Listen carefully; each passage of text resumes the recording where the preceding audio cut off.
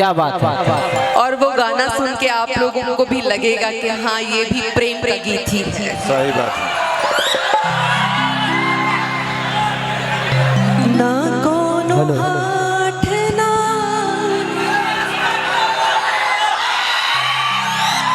ना कोनो हाथ ना बजरिया से हो, ना कोनो हाथ ना बजरिया से हो,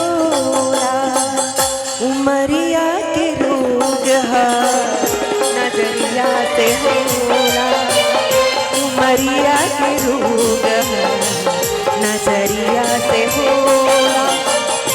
ना कोनो हाथ ना बजरिया से होला, ना कोनो हाथ ना बजरिया से होला, उमरिया के भोग है नजरिया से होला, उमरिया के रोग है नजरिया से।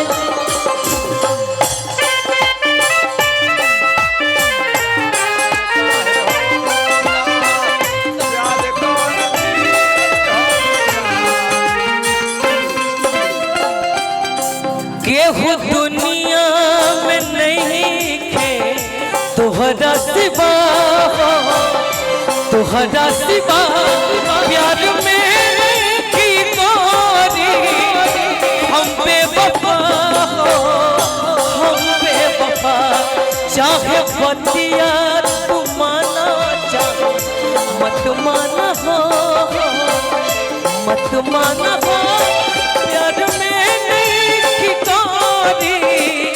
हम बेवफा हो, हम बेवफा, प्यार कौन हट प्यार काहे हो, प्यार कौन हट प्यार काहे हो। क्या बात है। गिरिए गिरिए ये भाव है। क्या बात है। मैं ही गिरा सकता हूँ। एक्टिंग है, आप एक्टिंग कर रही हैं, आप बहुत अच्छा। आप एक हीरोइन हैं और कलाकार का कोई उम्र नहीं होता है, जितना उम्र होता है उतना जवान होता है। क्या बात। टूटा हो दिल तो दुख होता है, करके मोहब्बत किसी से ये दिल रोता है। दर्द का एहसास तब होता है जब किसी से मोहब्बत हो और उसके दिल में कोई और होता है। प्यार कौन चीज हट प्यार काहे होला, प्यार कौन चीज हट प्यार काहे हो, काहे न सहलाया प्यार के जुदाई एक दिल से, काहे न सहलाया प्यार के जुदाई एक दिल से, चिंता सताई देला जिंदगी बीतेला मुश्किल से,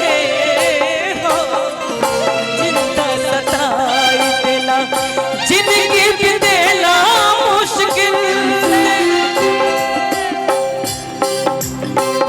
इहे ना बुझाला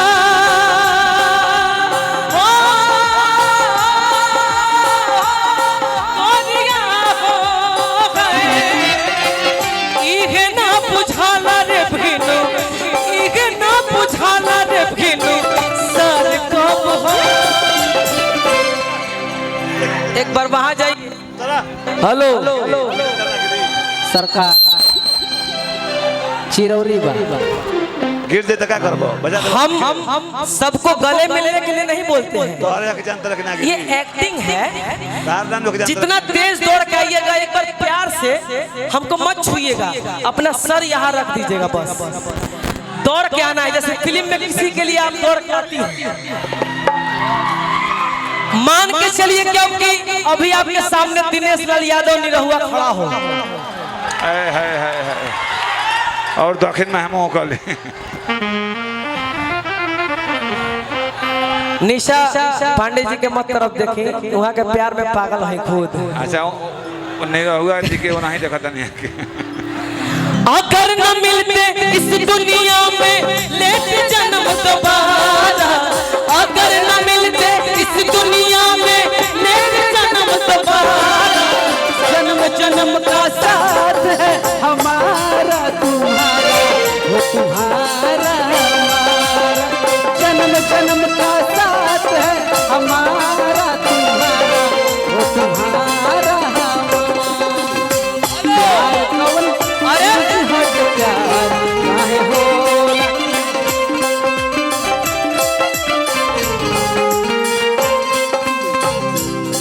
अरे आप बैठ गई।